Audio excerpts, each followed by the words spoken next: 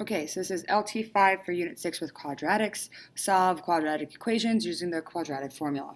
So the first thing, this is the quadratic formula where we're looking. So if I had the equation like 3x squared plus 7x minus 4, this 3 would be my a, right? Ax squared plus bx plus c. 7 would be b, negative 4 would be c.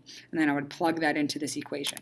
One way I was taught to remember this equation was by singing a song to it. So I'm going to sing it for you. X equals negative b plus or minus the square root b squared minus 4ac all over 2a. So that's how I was taught to remember the quadratic formula. And I still remember it, so that's pretty cool. So first I'm going to make this so it looks like ax squared plus bx equals c. So I'm going to add 2 to move that over here. So then I'm going to have negative 4x squared plus x plus 2 equals 0. So now I know that a is negative 4, b is 1, c is 2. So I'm going to plug in x equals, and then I'm going to have negative b, so negative 1, plus or minus the square root of b squared, 1 squared, minus 4 times a is negative 4, times c is 2, all over 2 times a is negative 4. So now we're going to do this. So I'm going to have equals negative 1 plus or minus the square root. 1 squared is 1.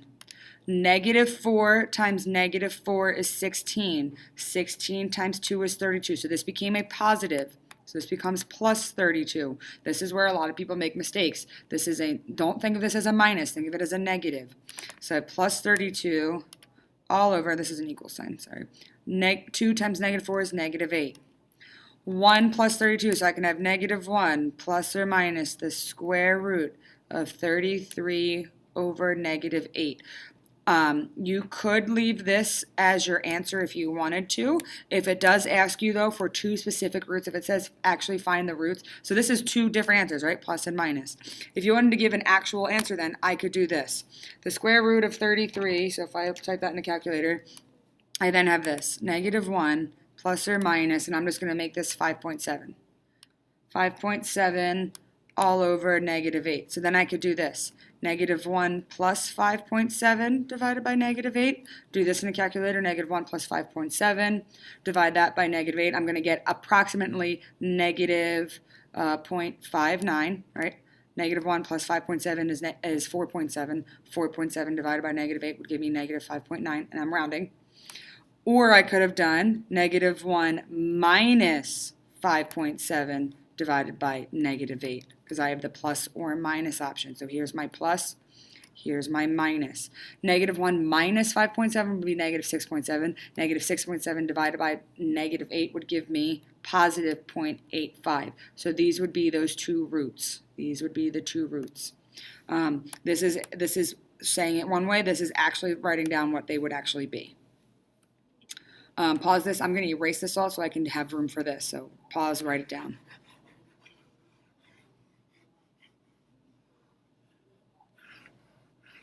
Alrighty.